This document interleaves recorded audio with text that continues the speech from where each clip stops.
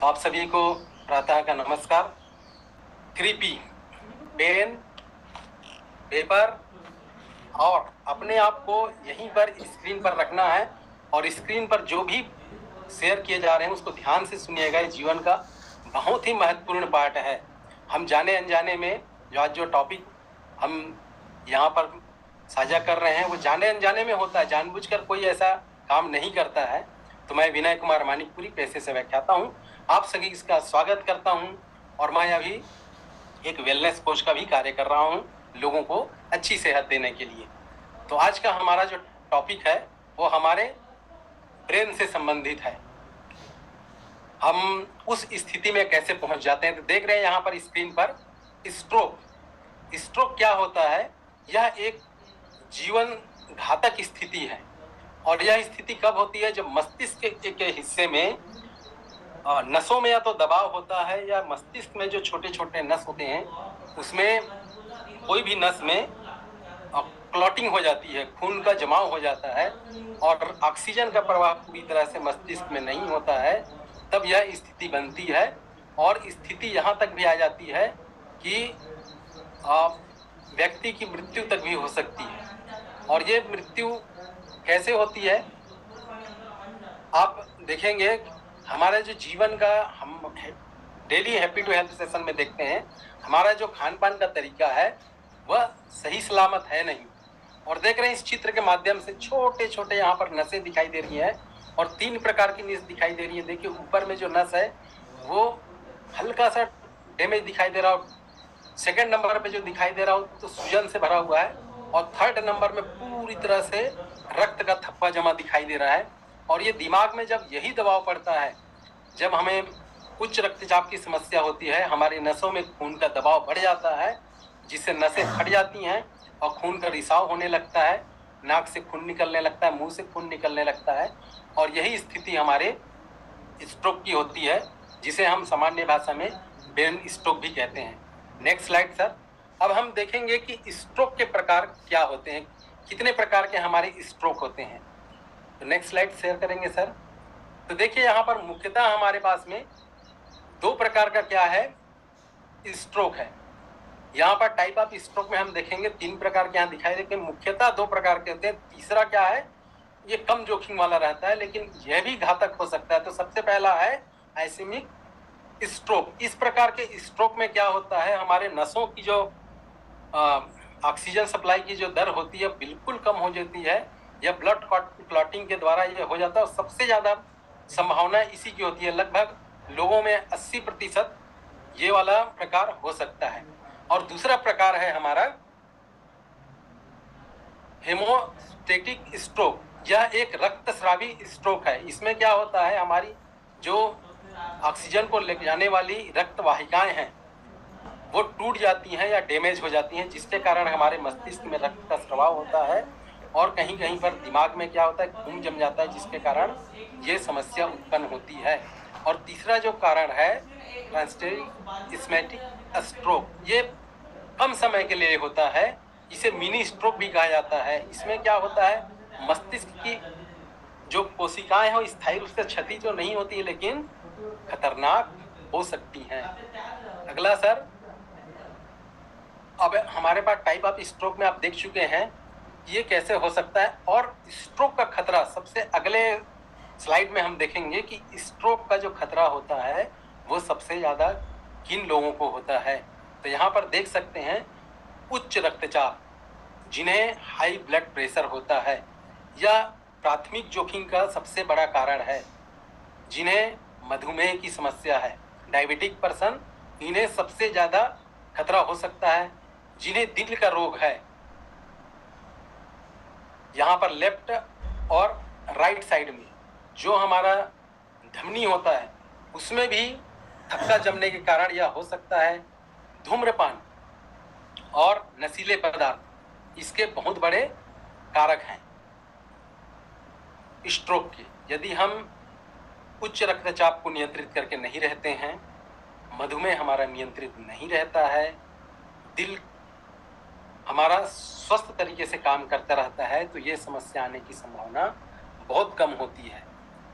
और ऐसे अन्य भी कारक हैं जो हमारे स्ट्रोक को उच्च जोखिम में डाल सकते हैं, और वो है शराब का अत्यधिक सेवन या फिर अवैध नशीली दवाओं का सेवन करना। अवैध का मतलब होता है लोग चोरी छिपे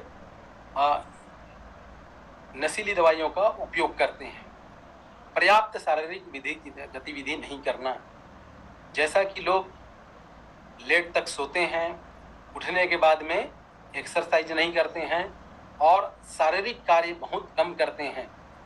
उच्च कोलेस्ट्रॉल, यदि उनके शरीर में कोलेस्ट्रॉल की मात्रा बहुत ज़्यादा होती है तो भी यह कारक क्या हो सकता है, स्ट्रोक का।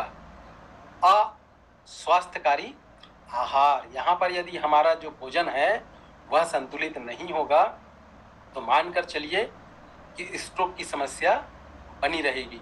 और सबसे अगला कारण है वो है मोटापा। आज सभी ने वीडियो में देखा कि पुरुष का, देखिए चैट बॉक्स ओपन है, पुरुष का कमर कितना होना चाहिए, महिलाओं का कमर कितना होना चाहिए, तो चैट बॉक्स में आप जरूर शेयर कर सकते हैं।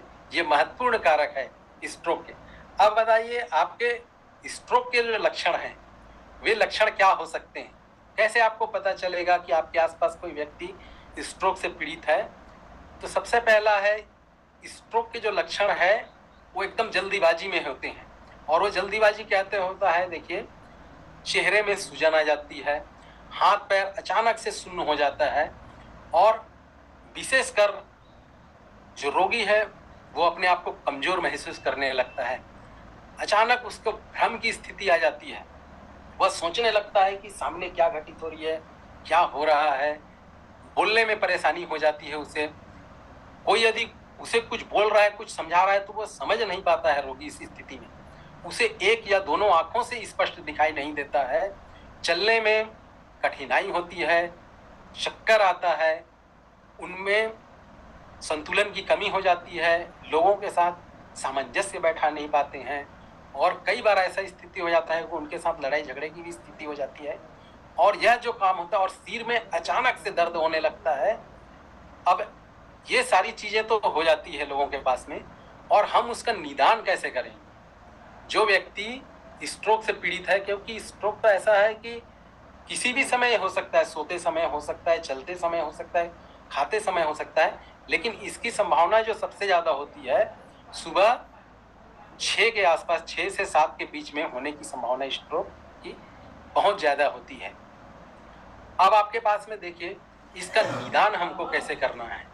निदान करने के लिए क्या करना पड़ेगा आपको जैसे भी ऐसे जो अभी मैंने संकेत बताए हैं, लक्षण बताए हैं, ऐसी यदि प्रक्रिया होती है तो आपको तुरंत अपने डॉक्टर से सलाह लेनी है और प्राथमिक चिकित्सा का उपयोग करना है। भरपूर मात्रा में उन्हें पानी पिलाना है।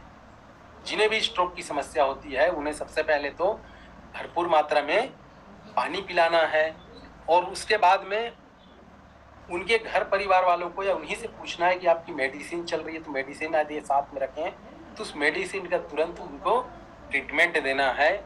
और इसके बाद में उन्हें जितनी जल्दी हो सके हॉस्पिटल लेके जाना है और डॉक्टर से बोलना है कि इनके साथ ऐसी ऐसी समस्या थी, और इसका निदान करने के लिए फिर लंबा ट्रीटमेंट चलता है। सीटी स्कैन के द्वारा ये उनका परीक्षण होता है, सीटी स्कैन है, मस्तिष्क का क्या हो जाएगा, एमआरआई किया जाएगा, इन सारे चीज़ के लिए। अब स्ट्रोक का उपचार क्या होता है, सबसे पहला तो मैंने बता दिया कि उनको क्या करना है, प्राथमिक उपचार देना है और डॉक्टर से मिलवाना है, जांच करना है कि उनका मस्तिष्क कितना डैमेज हो चुका है और कितनी परेशानी में है। और तीव्र उपचार स्ट्रोक होने पर उसके रोकने का, सबसे पहले तो उसको रोकने का प्रयास करना चाहिए लंबे इलाज से पहले, कि जल्दी से जल्दी आदमी क्या हो जाए, राहत की स्थिति में आ जाए। दूसरा है जितनी भी उनके पास में दवाइयां हैं उनके हिस्ट्री को लेके जाना है, उनके घर वालों को बुला लेना है और डॉक्टर के पास लेके जाना है। और 4 घंटे से पहले उन्हें जितनी जल्दी हो सके ब्लड को पतले करने वाला जो मेडिसिन होता है वो दिया जाए, क्योंकि ऐसी समस्याओं वाले जिनका उच्च रक्तचाप बढ़ा हुआ होता है, और कोरोना के बाद से तो ये स्थिति हो जा रही है कि जितने भी पर्सन हैं उनका खून गाढ़ा होता चला जा रहा है, और खून के गाढ़ेपन के कारण उन्हें स्ट्रोक जैसी समस्याओं से गुजरना पड़ रहा है, तो 4 घंटे के अंदर ही उन्हें खून को पतला करने वाला क्या देना है, मेडिसिन देना है।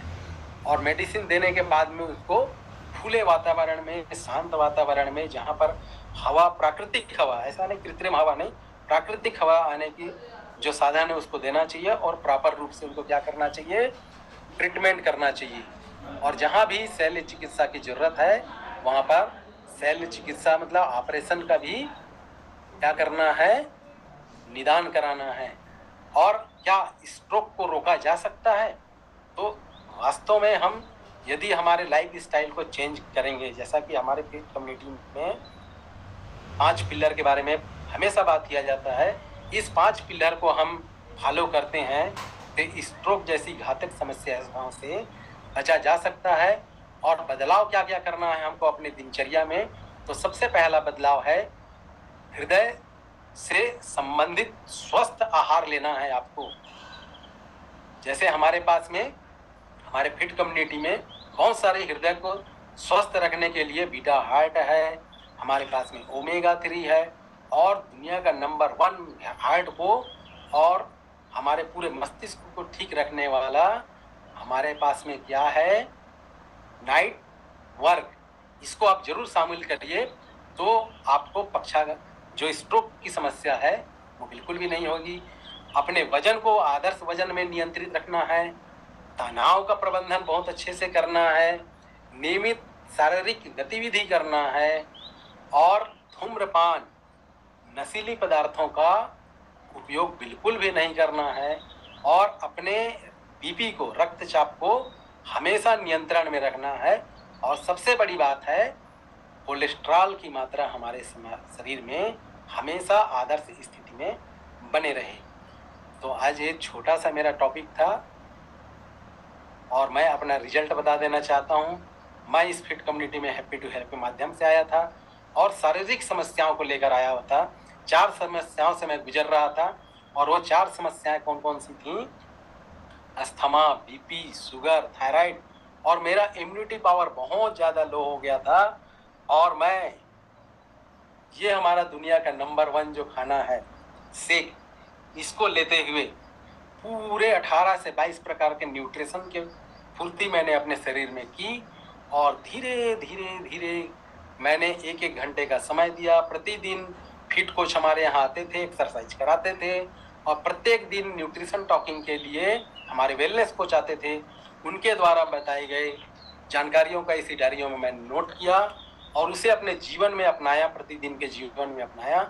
और आज मैं पूरी तरह से फिट हूँ, एनर्जेटिक हूँ, हैप्पी हूँ, और मेडिसिन डॉक्टर फ्री जीवन को मज़ा ले रहा हूँ। और ये मेरा व्यक्तिगत रिजल्ट है, व्यक्ति व्यक्ति के अनुसार रिजल्ट मिलता है। यदि आप अच्छे से फॉलो करते हैं, नियम के अनुसार चलते हैं, और यहाँ पर बताई गई जो 5 पिलर वाली बातें हैं उनको अपनाते हैं, तो निश्चित तौर पर मेरे जैसे आपको भी रिजल्ट प्राप्त हो सकता है। तो थैंक यू एवरीवन।